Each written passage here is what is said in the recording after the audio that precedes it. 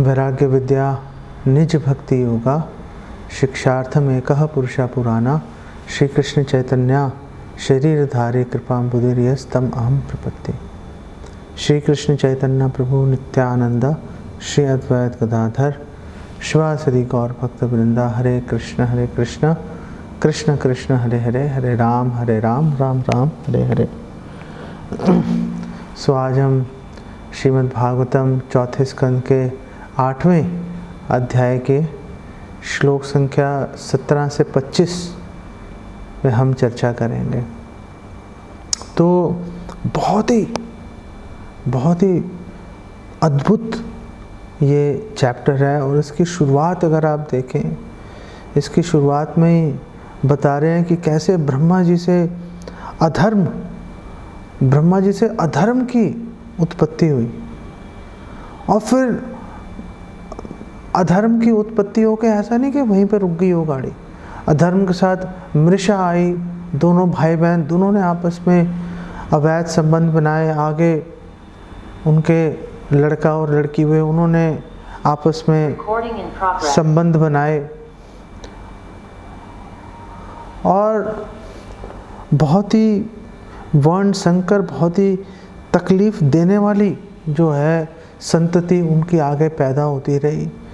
और आगे जाकर कली जिसका सामना हुआ था महाराज परीक्षित से, कली भी इसी में उसका जन्म हुआ और फिर बिल्कुल अधर्म के प्रतीक के चलते चलते आखिर में जो है मृत्यु, डिवास्टेशन, वो भी इन्हीं की संतान बन के उत्पन्न हुआ।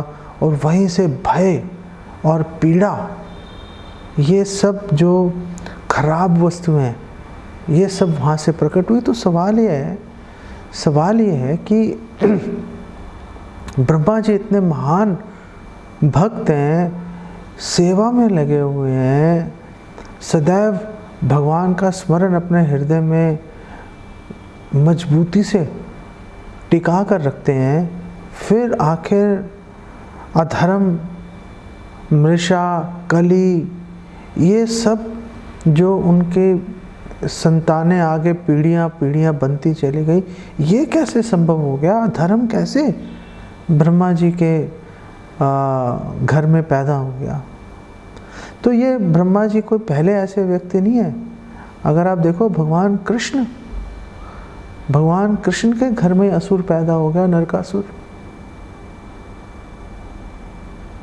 पृथ्वी देवी का जब भगवान ने संग किया था वराह रूप में, तो उनकी संतान उत्पन्न हुई नरकासुर। माता इतनी यशस्वी, पिता स्वयं भगवान, लेकिन पुत्र जो है वो राक्षस भी ऐसा कि पूरे लोक उसके नाम से थर-थर काँप रहे थे। तो फिर आखिर ऐसे कैसे हो गया?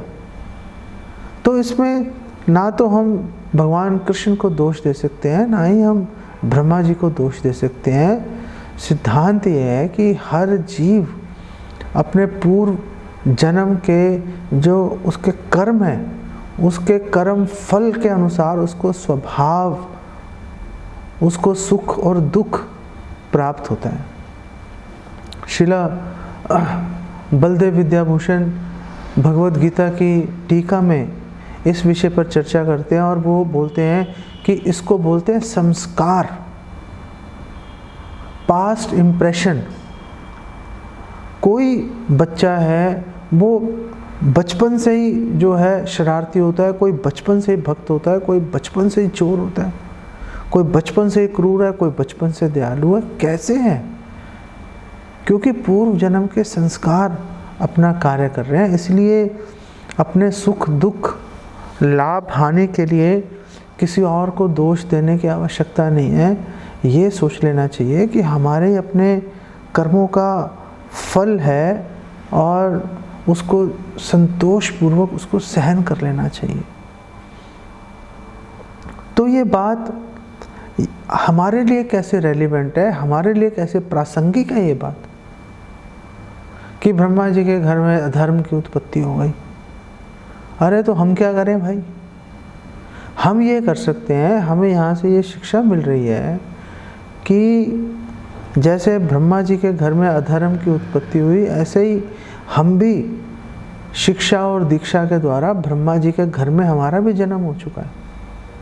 हम लोग भी ब्रह्मा जी के संप्रदाय में एक सदस्य के रूप में, एक परिजन के रूप में हमारी भर्ती भी हो चुकी है, हमारी गिनती भी आ रही है उसमें।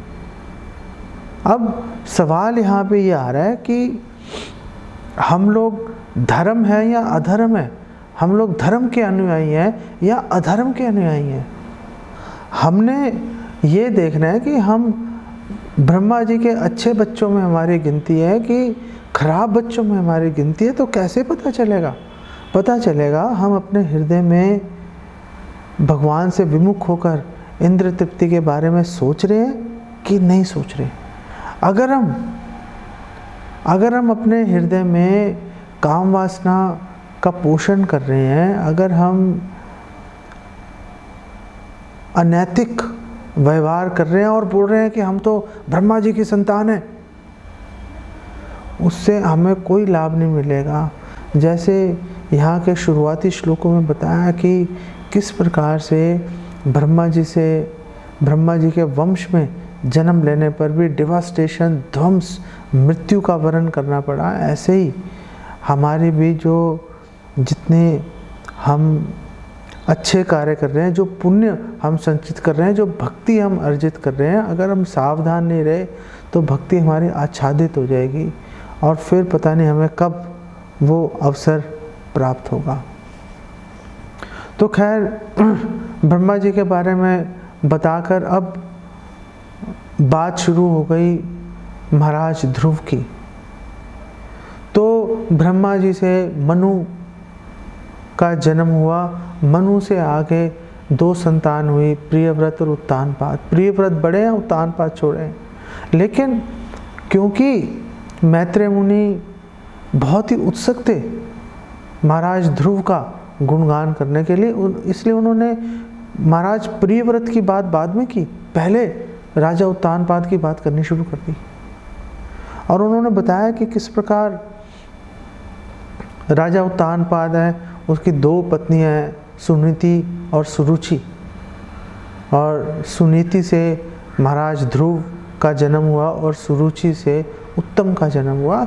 एक दिन खेल रहे थे दोनों बच्चे, पिता अपने सिंहासन पर बैठे हैं, सामने सुरुचि बैठी है, और उत्तम जो है वो गया और जाके अपने पिता के सिंहासन पर चढ़ गया। तो ध्रुव महाराज के मन में भी आया कि मैं भी चढ़ूंगा।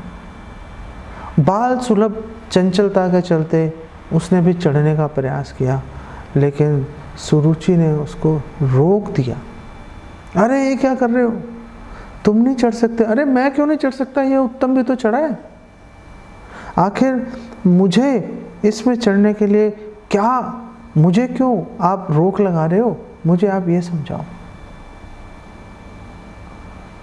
तो उस समय सुरुचि ने 2 बातें बोली, बड़ी महत्वपूर्ण बातें हैं।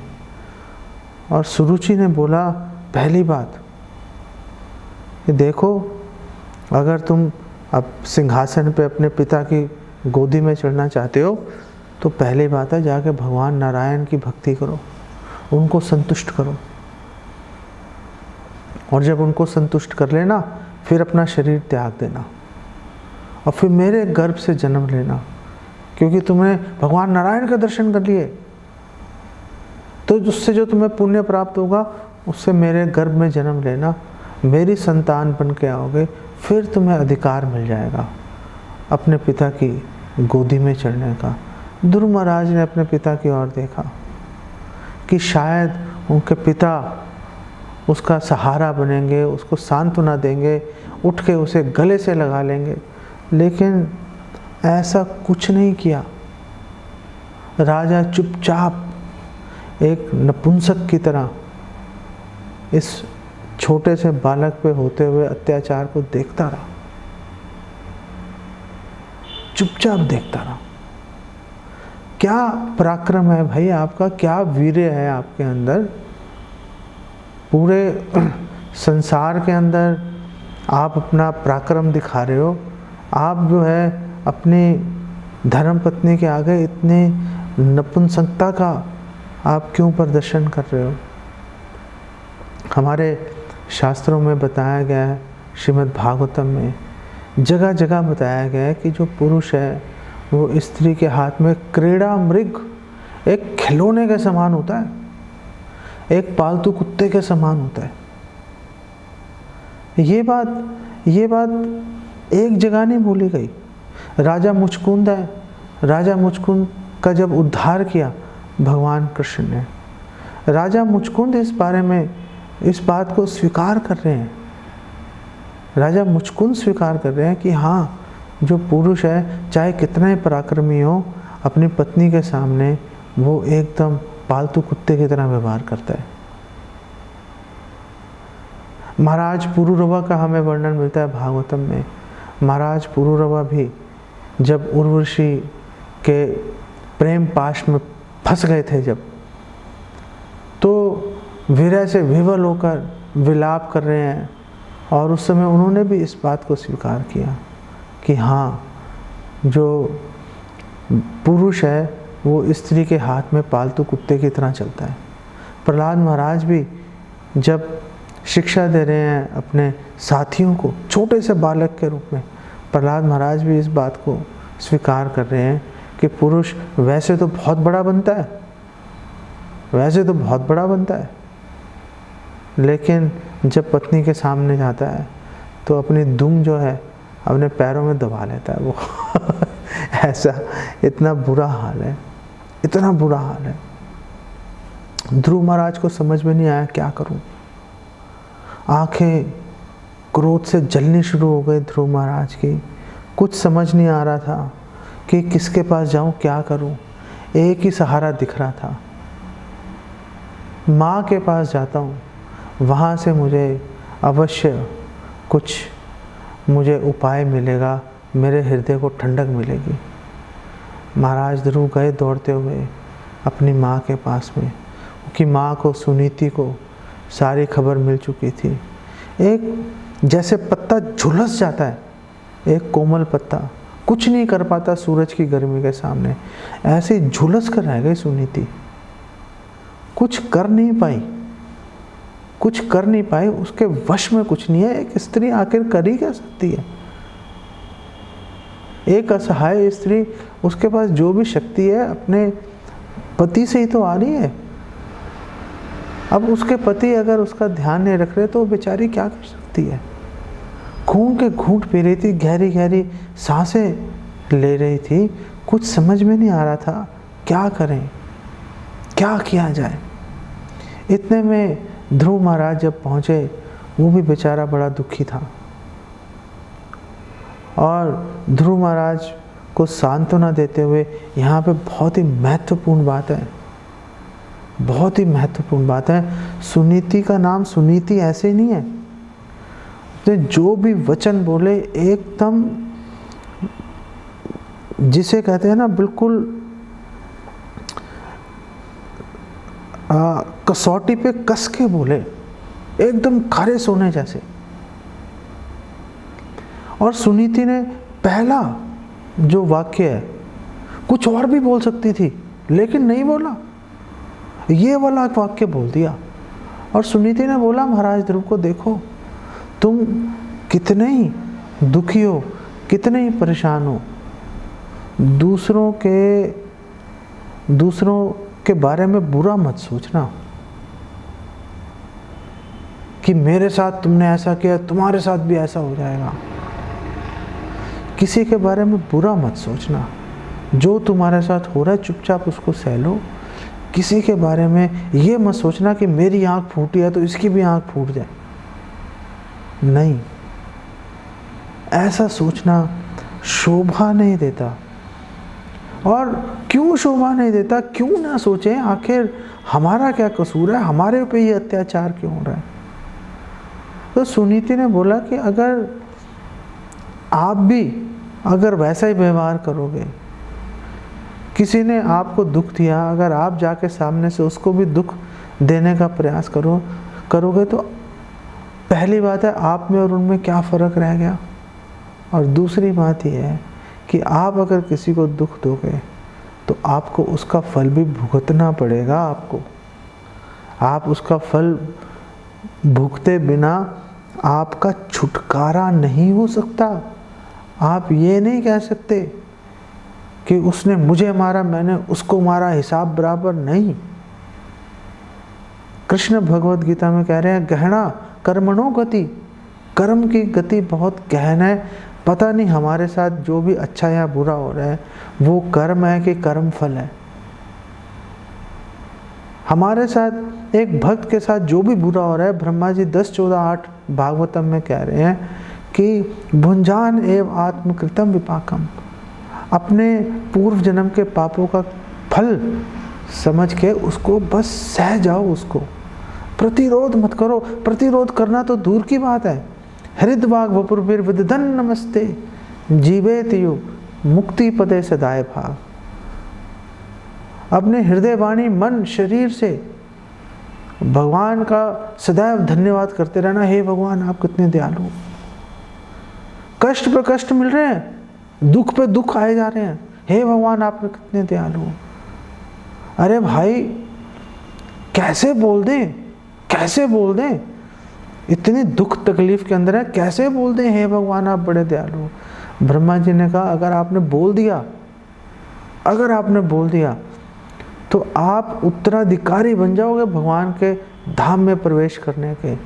अगर आपने अपनी नज़र आपने गोल पर अगर जमा के रखी, फिर आप इन छोटी मोटी तकलीफ़ों से परेशानियों से परेशान नहीं हो सकते।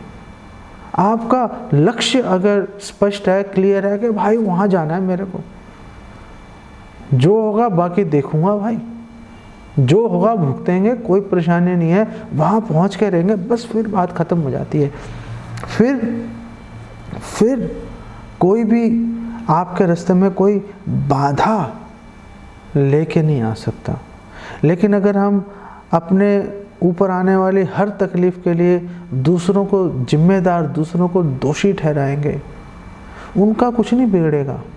आप अपने पहले ही दुख से तक आप परेशान हो, ऊपर से इस पीड़ा से और अधिक परेशान होना शुरू हो जाओगे। उसका किसी को कोई लाभ नहीं होता।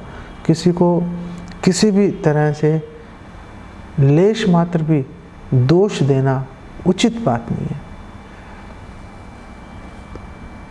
सुनीति ने आगे समझाया महाराज ध्रुव को कि देखो जो भी सुरुचि ने बोला वो बिल्कुल सही है, जो उसने बोला सही है।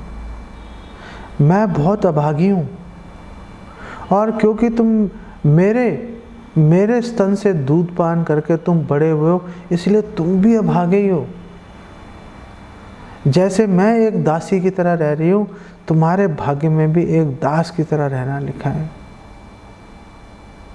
इसलिए अपने भाग्य के साथ समझौता कर लो। मैं समझौता नहीं कर सकता, मैं क्षत्रिय हूँ, मैं कैसे समझौता कर लूँ, मैं कैसे अपमान को भूल जाऊँ।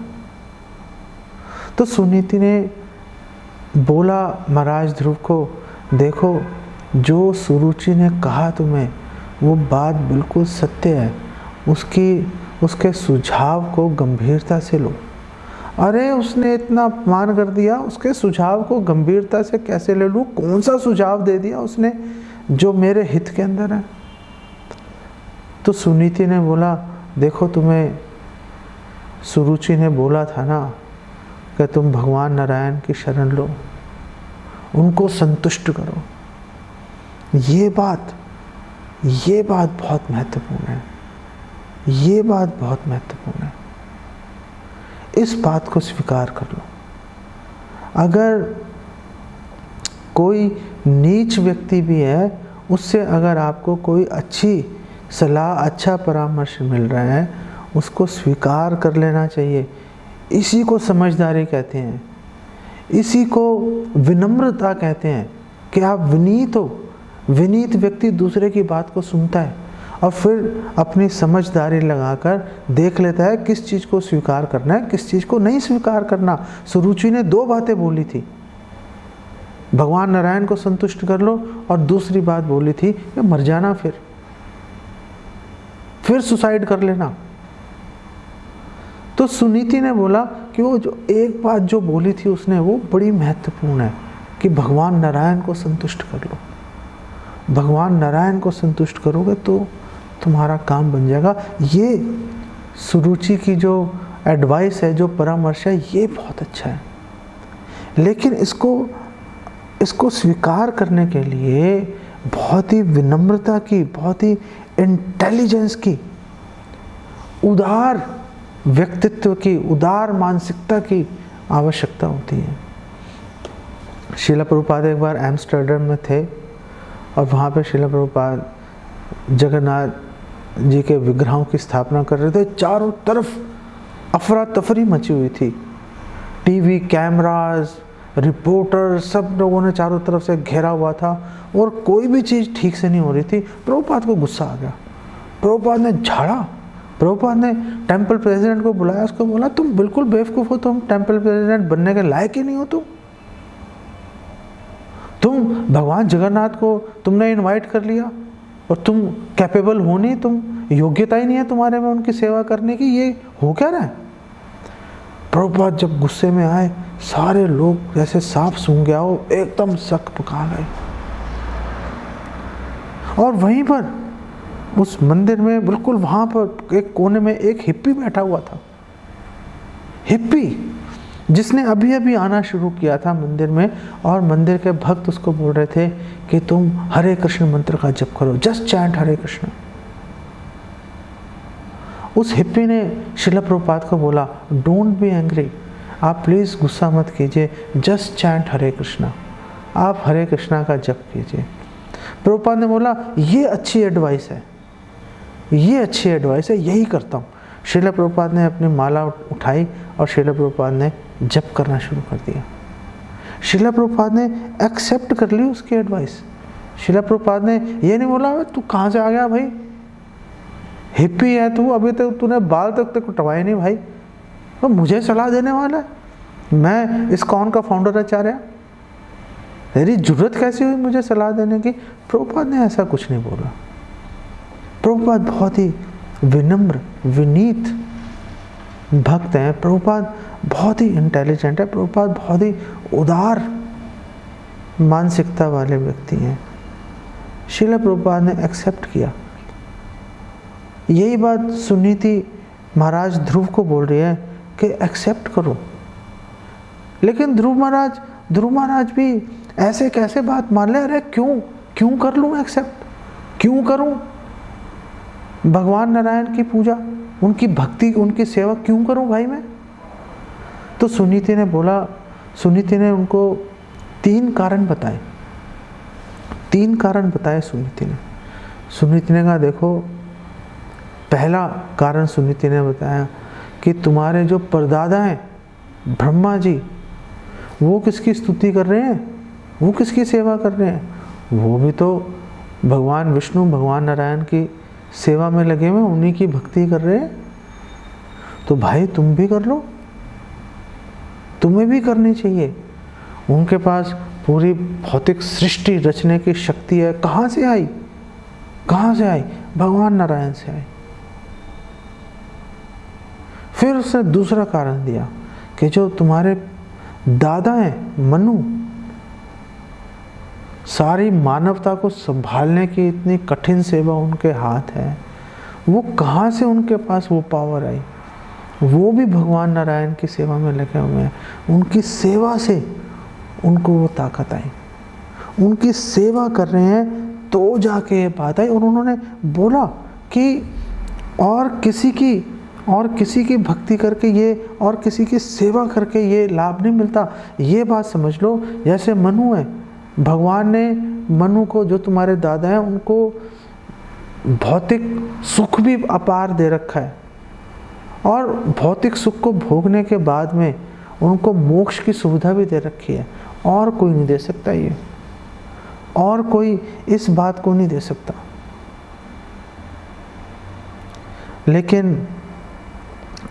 लेकिन ध्रुव महाराज ने बोला कि जब ब्रह्मा जी और मनु जैसे इतने महान व्यक्ति जब भगवान की सेवा में लगे हैं, भगवान की भक्ति में लगे हैं, तो मेरे जैसे एक 5-6 साल के छोटे बालक की ओर भगवान आखिर क्यों कर देखेंगे?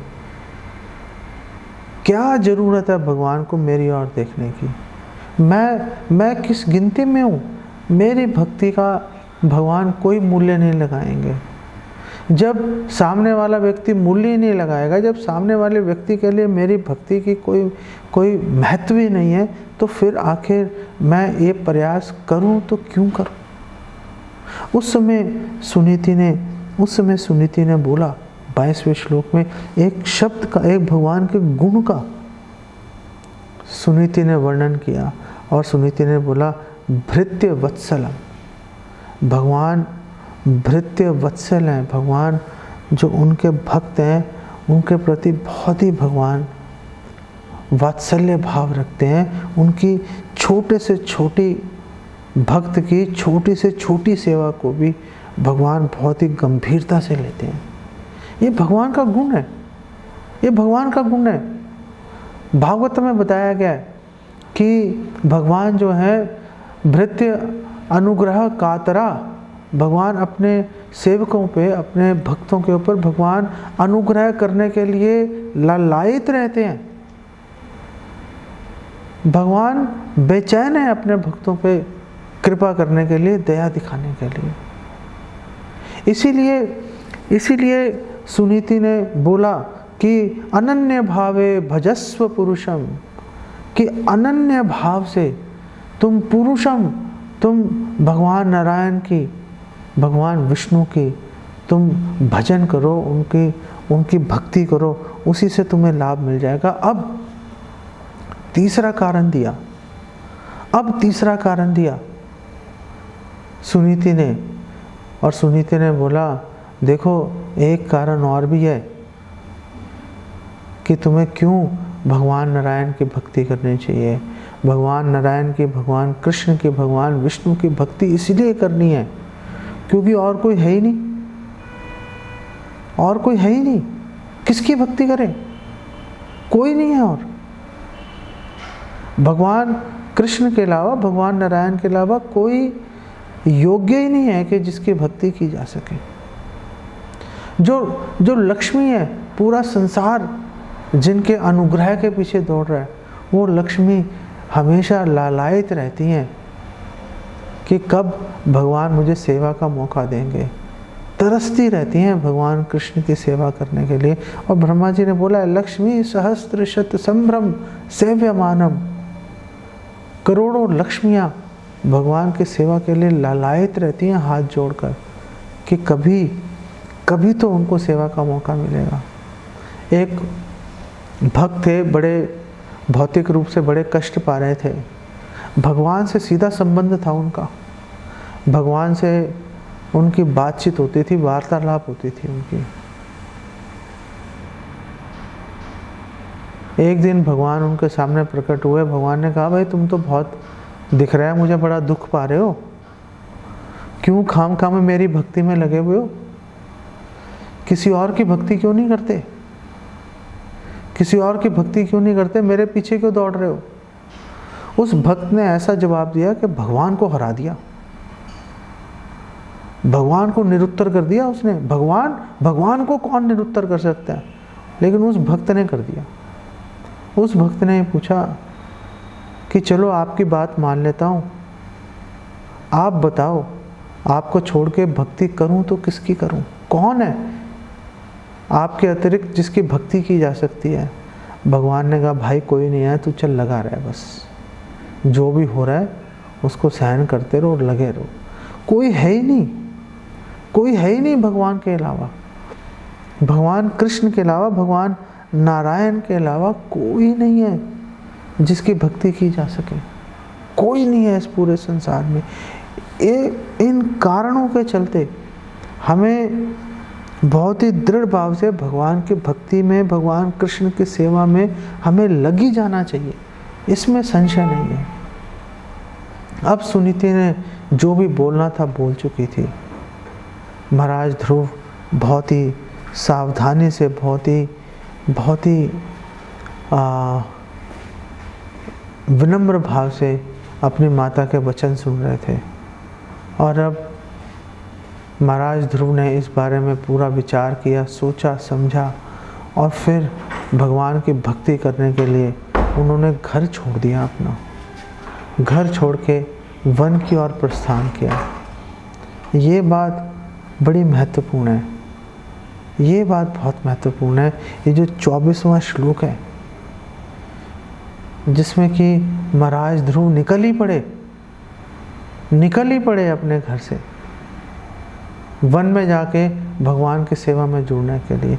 क्यों महत्वपूर्ण है ये बात? क्यों महत्वपूर्ण है? क्योंकि सोचते तो सब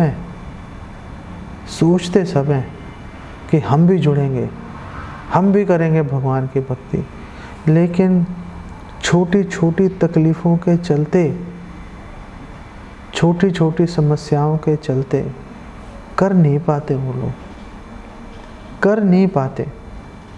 एक बुजुर्ग सज्जन से मेरी एक बात हो रही थी, 1-2 साल पहले की बात है, कोरोना से पहले।